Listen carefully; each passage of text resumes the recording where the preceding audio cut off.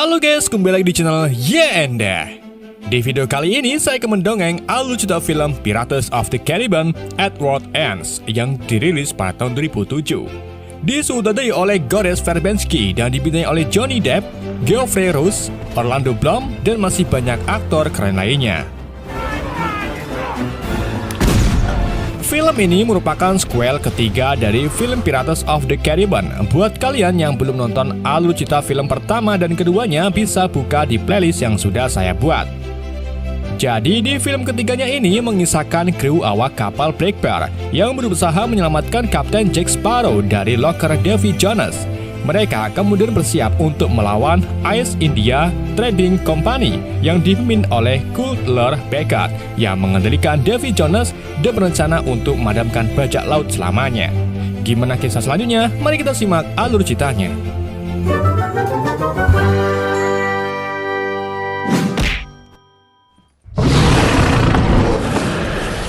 Di ending film sebelumnya, nasib Jack Sparrow berakhir tragis dengan dilahap oleh Kraken milik Davy Jones. Sampai akhirnya Gibbs, Will Turner, Elizabeth Swann, serta kru Black Bear lainnya membulatkan tekadnya untuk mencari Jack dengan panduan dari Kapten Hector Barbossa yang dibangkitkan kembali oleh Tia Dalma.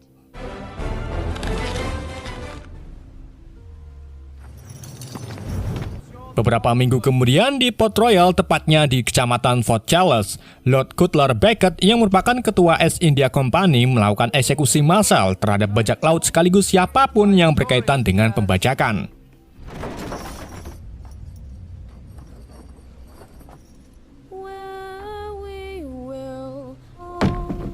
Para korban eksekusi kemudian menyanyikan lagu bajak laut Hoist the Color, di mana nyanyian itu terdengar sampai ke seluruh penjuru kota.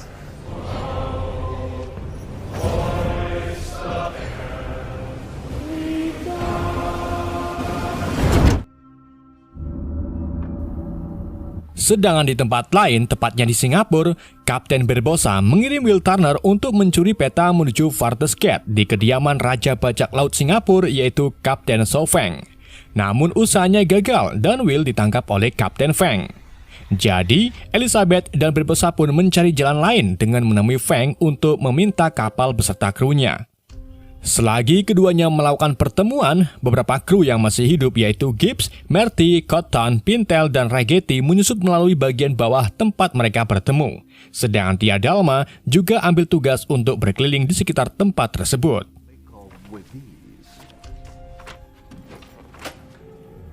Tujuan kedatangan mereka ke sini bukan sekedar untuk meminta kapal dan peta, melainkan memberitahu ke Feng kalau Beckett sudah mulai memberantas para perompak. Yang berarti itu waktunya ke-9 Raja Bajak Laut harus berkumpul di Shipwreck Cove untuk mengadakan rapat Barton Con. Oleh karena itu, Barbossa dan yang lainnya menginginkan peta tersebut untuk menuju Davy Jones Locker dan menyelamatkan Jack Sparrow karena Jack adalah salah satu Raja Bajak Laut yang harus berkumpul. Jika Jack tak ada, maka rapat Barton Con tidak ada artinya.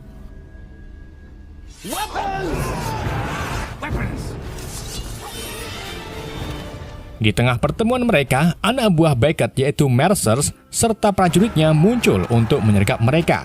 Alhasil, pertempuran pun tidak bisa dihindarkan.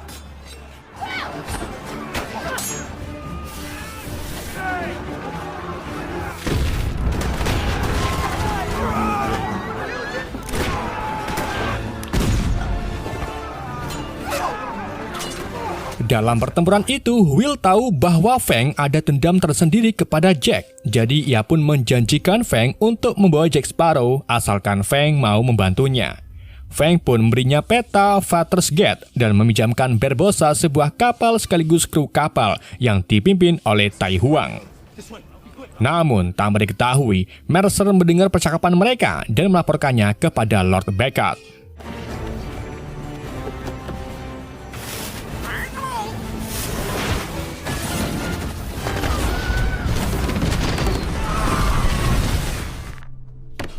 Singkat cerita, setelah mendengar kabar tersebut, Beckett menjadi penasaran tentang lokasi rapat Barton Court.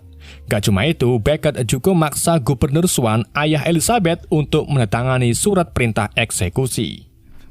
Sementara itu, James Norrington kembali mendapatkan posisinya setelah di film sebelumnya berhasil mendapatkan jantung milik Davy Jones. Beckett, Norrington, serta prajuritnya kemudian membawa jantung tersebut ke kapal Flying Dutchman, dan dengan menggunakan jantung tersebut, Beckett berhasil mengambil alih kuasa Jones dan menjadikannya bagian dari East India Company untuk melawan para perompak. Your world, Jones. The same way she brought back Barbossa. A good reason for our suffering. Di lain sisi, Barbossa dan tim Tai Huang lainnya mulai berangkat menuju Davy Jones' locker, di mana The Locker menjadi tempat Jack dihukum dan dinyatakan belum mati setelah dimakan oleh Kraken. Untuk mencapai tempat yang tak diketahui banyak orang itu, mereka harus melewati perairan es dan memasuki lautan lain sampai akhirnya mereka menemukan gerbang ke locker, yaitu air terjun besar yang menjadi ujung dari dunia dan harus membiarkan jatuh ke bawah air terjun tersebut.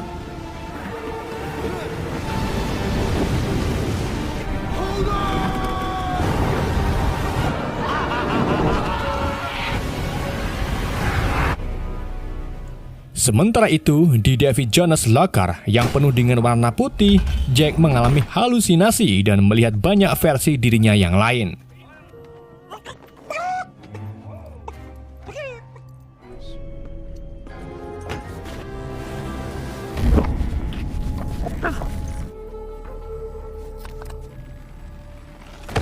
Ia lalu mencoba keluar dari kapal Black Bear dan mendapati jutaan kepiting berada di bawah Black Bear sambil menggelindingkannya melintasi padang pasir. Di waktu yang sama, Barbossa beserta timnya mencapai daratan dan mulai melihat kemunculan Black Bear dan juga Jack.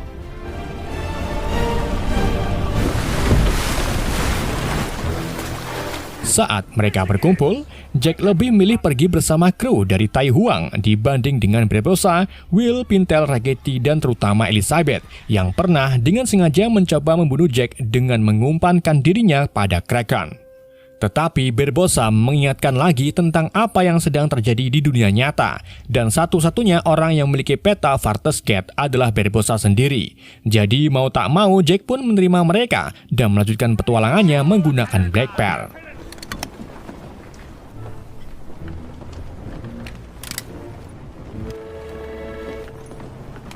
Di saat malam tiba, Pintel dan Ragetti tak sengaja melihat manusia-manusia yang mengambang di lautan. Tia Dalma lalu memberitahu kalau itu adalah jiwa orang-orang yang mati tenggelam di lautan.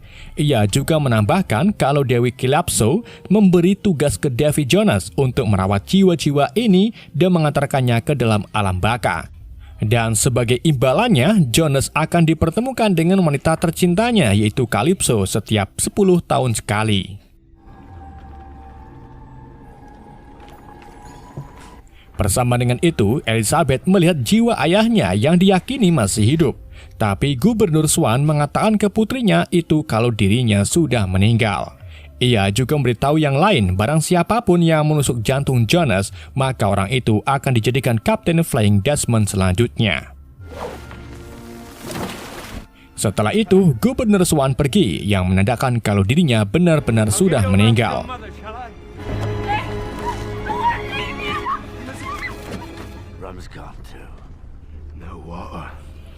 Waktu terus berjalan, tapi Jack dan yang lainnya mengalami masa kritis karena tak ada pasokan air minum, sehingga membuat Jack mulai berhalusinasi. Di saat itulah, ia menguraikan grafik peta sebagai up is down, di mana untuk kembali ke dunia nyata, mereka harus membalikan kapal tepat saat matahari di locker terbenam. Jack lalu mancing kru lain agar lari bolak-balik ke sisi kapal, dan benar saja usahanya itu membuahkan hasil.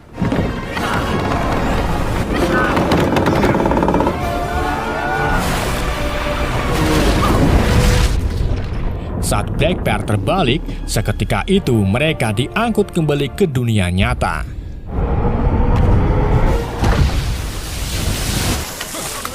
Tak lama kemudian, Black Bear mampir ke sebuah pulau untuk mencari air tawar. Di sana mereka juga menemukan bangkai Kraken yang mengingatkan Jack pada kematiannya sendiri.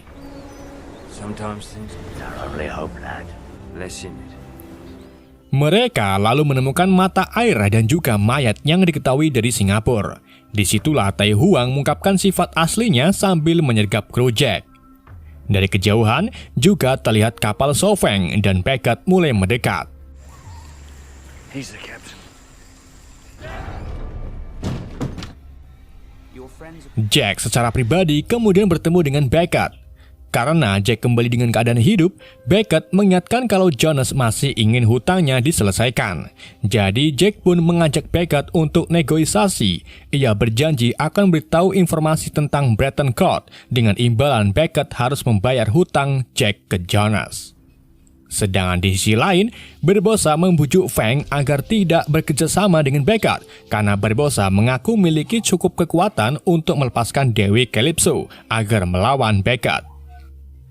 Feng yang mengira kalau Dewi Calypso yang dimaksud adalah Elizabeth akhirnya pun sepakat untuk memutus hubungannya dengan Beckett asal Elizabeth ikut dengannya. Done. Feng juga menyerang kapal Beckett untuk membantu Black Bear melarikan diri.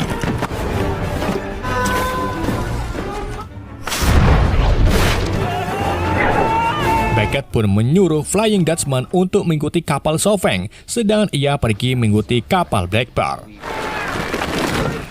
Sementara itu, Elizabeth dibawa oleh Feng dan mengikuti alur penyamarannya sebagai Dewi Calypso. Tapi di tengah itu, Flying Dutchman muncul kemudian menyerang kapal Feng yang membuat Feng tertusuk kayu.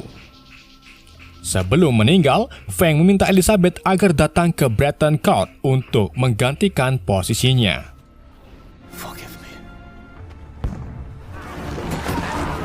Di saat kerusuhan itu, Elizabeth kembali bertemu dengan Norrington yang mencoba untuk menolongnya. Tapi meskipun begitu, Elizabeth tak memaafkannya karena Norrington berada di pihak musuh. Which side you chose? Elizabeth dan kru So Feng kemudian dikurung di Flying Dutchman, di mana Elizabeth bertemu dengan ayah Will yaitu Bill Turner yang sekarang dalam keadaan tak waras dan hanya mengingat nama Will saja. Tell him not to come. Tell him to stay away. Di waktu yang sama, Norrington datang untuk membebaskan Elizabeth dan krunya agar kembali ke kapal Empress milik Feng. Namun Bill yang pikirannya orang ngalor orang ngidul malah membunuh Norrington menggunakan pedangnya. Melihat Laksamana Norrington meninggal, Jonas pun berpikir kalau kendali Flying Dutchman kembali miliknya. Tetapi tanpa disadari, Mercer dan prajurit lainnya memiliki peti jantung Jonas yang menjadikan Mercer komandan baru Flying Dutchman. Di lain tempat, Will menjatuhkan beberapa mayat sebagai tanda jalan menuju Shipwreck Cove. Dengan begitu, Beckett bisa mengikuti jejak tersebut. Will juga mengungkapkan kepada Jack tentang niatnya untuk membunuh Jonas. Dengan begitu, ia bisa menjadi Kapten Flying Dutchman dan membebaskan ayahnya serta Elizabeth. Jack juga berpikir kalau itu ide bagus, karena dengan begitu ia juga terlepas dari hutang Jonas. Jack lalu memberikan kompas ke Will dan menjatuhkannya ke lautan agar tubuh Will ditemukan oleh Beckett dan Jonas.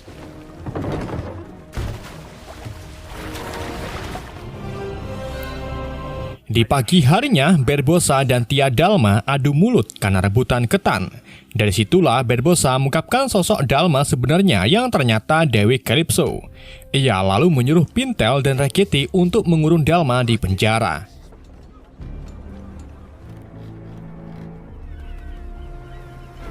Di samping itu, Will berhasil diselamatkan oleh Beckett.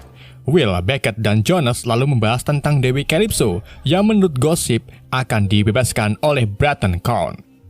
Tentu saja hal itu membuat Jonas marah karena mantan pacarnya itu sudah berkhianat dan tak bisa dipercaya lagi. Will lalu membuat tawar-menawar dengan keduanya. Ia meminta agar ayahnya dibebaskan dan Elizabeth diselamatkan. Dengan imbalan, ia akan mengantar Beckett ke Shipwreck Cove menggunakan kompas Jack. Dan untuk Jonas, Will akan memberi kesempatan Jonas untuk membunuh Calypso.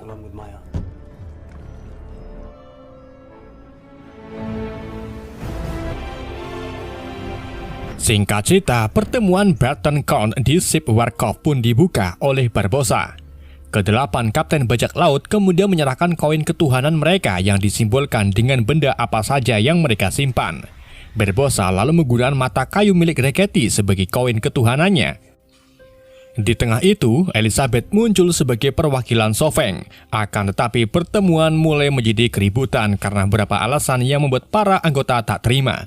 Seperti meninggalnya Sofeng, lalu Barbossa yang ingin melepaskan Calypso demi melawan Beckett, dan juga saran dari Elizabeth untuk berperang melawan East India Company.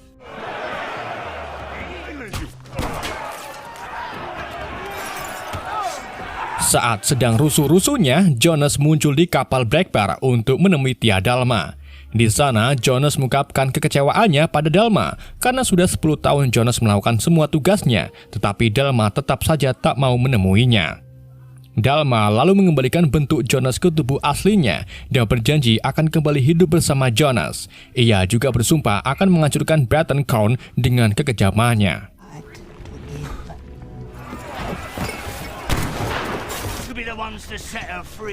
Kita kembali lagi ke pertemuan Breton Crown. Di situ Jack meyakinkan yang lain agar menyetujui saran Elizabeth, yaitu melakukan perang. Namun sayangnya yang bisa menyatakan perang adalah Raja Bajak Laut. Jadi Barbossa sengaja memanggil Kapten Telugu yang merupakan Keeper of the Code, sekaligus ayah dari Jack Sparrow. Jack lalu mengusulkan untuk pemungutan suara, di mana para kapten bajak laut memilih salah satu anggotanya yang akan dijadikan raja. Namun mereka malah memilih diri sendiri. Jadi Jack memilih Elizabeth, yang artinya hanya Elizabeth yang mendapatkan 2 suara. Alhasil, Ellie pun menerima posisi barunya dan menyatakan perang saat pagi tiba. Prepare every vessel that floats. We shall go to war! Setelah perundingan selesai, Jack lalu menghampiri Telugu dan menanyakan tips hidup lama. Telugu lalu memberitahu kalau yang terpenting itu bukan bertahan hidup lama, tapi bagaimana Jack menjalani hidup sebagai diri sendiri. Jack juga menanyakan kabar ibunya yang kemudian ditunjukkan Telugu yang sudah dalam bentuk jenglot. She looks great. Let's take her!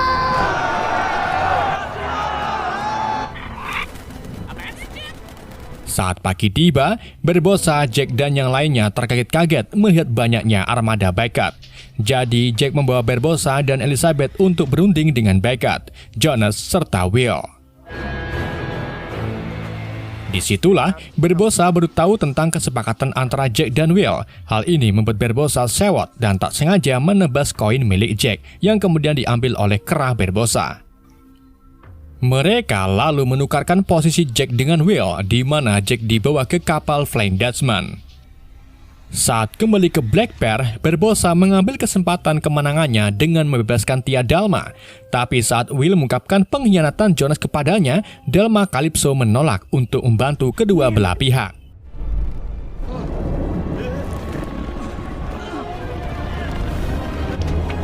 Calypso lalu berubah menjadi wujud raksasa dan kembali ke lautan dengan berubah menjadi kepiting.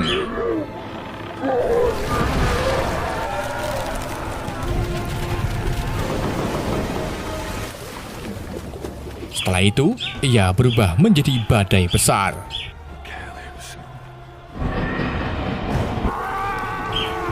Black Bear maupun Flying Dutchman kemudian langsung melakukan serangan.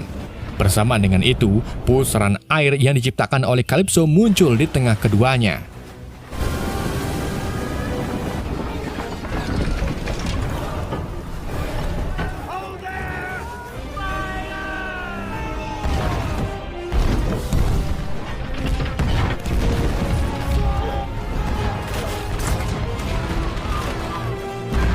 Selama pertarungan sengit ini, David Jonas mengambil alih komando Flying Dutchman setelah membunuh Mercer dan merebut kembali kunci peti jantungnya.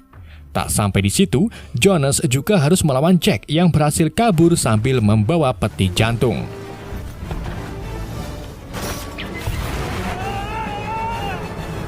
Kedua kapten itu pun terlibat duel sembari dibantu awak kapal masing-masing.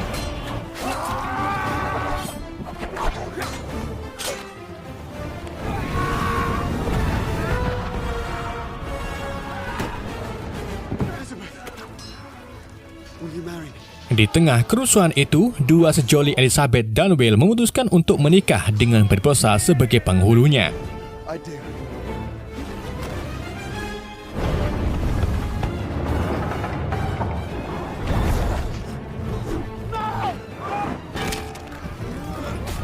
Setelah menikah, Will harus menghadapi ayahnya sendiri yang hilang ingatan, tapi tentu saja Will menolak untuk membunuhnya. Bersama dengan itu, Elizabeth terlihat sedang adu pedang melawan Jonas. Will yang melihatnya pun dengan cepat menikam Jonas dari belakang. Tentu saja Jonas tak merasakan apa-apa dan berbalik menjatuhkan Will. Jack akhirnya menemukan kunci peti yang jatuh dari potongan tentakel Jonas. Ia kemudian menggunakannya untuk mengancam Jonas, namun Jonas tak peduli dan tetap saja menusukkan pedangnya ke Will.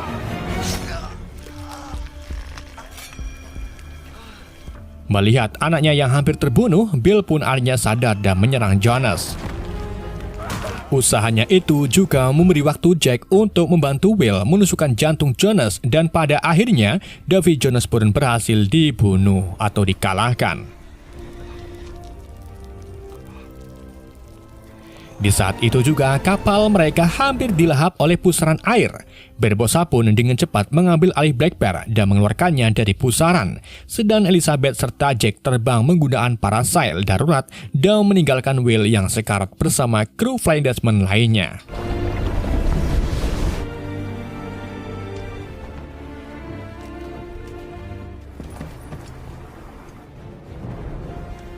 Beberapa menit kemudian, setelah keluar dari pusaran air, Flying Dutchman kembali ke permukaan dengan semua kru yang kembali ke wujud normalnya. Dan Will sekarang menjadi kapten karena sebelumnya menusukkan jantung Jonas.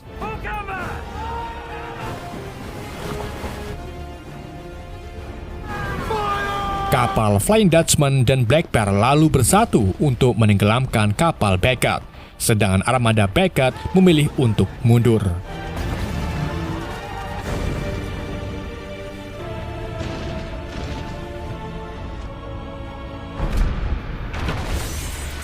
Kemenangan pun ada di tangan para perompak. Kini, Will yang terikat dengan janji Flying Dutchman memiliki tugas pengganti Jonas, yaitu mengantarkan jiwa-jiwa yang tersesat di lautan. Ia akan kembali ke darat 10 tahun sekali untuk menemui istrinya Elizabeth. Will lalu berangkat menggunakan Flying Dutchman, meninggalkan istrinya yang sedang hamil dan peti yang berisi jantungnya.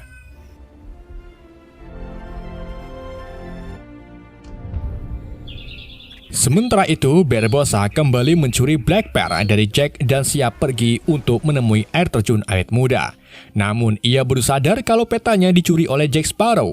Sedangkan Jack itu sendiri berangkat ke air terjun tersebut menggunakan perahu kecilnya. Di adegan setelah kredit yang berlatar belakang waktu 10 tahun kemudian, terlihat Elizabeth dan putranya Henry tinggal di Port Royal. Keduanya lalu lari ke tebing untuk melihat Flying Dutchman kembali ke dunia orang mati. Film pun bersambung. Oke guys, itulah alur cerita film Pirates of the Caribbean at World's End. Semoga kalian tidak paham dengan alur cerita yang saya bawakan. Mohon maaf jika ada kesalahan dalam penyampaiannya. Sekian dari YND, sampai jumpa di video berikutnya.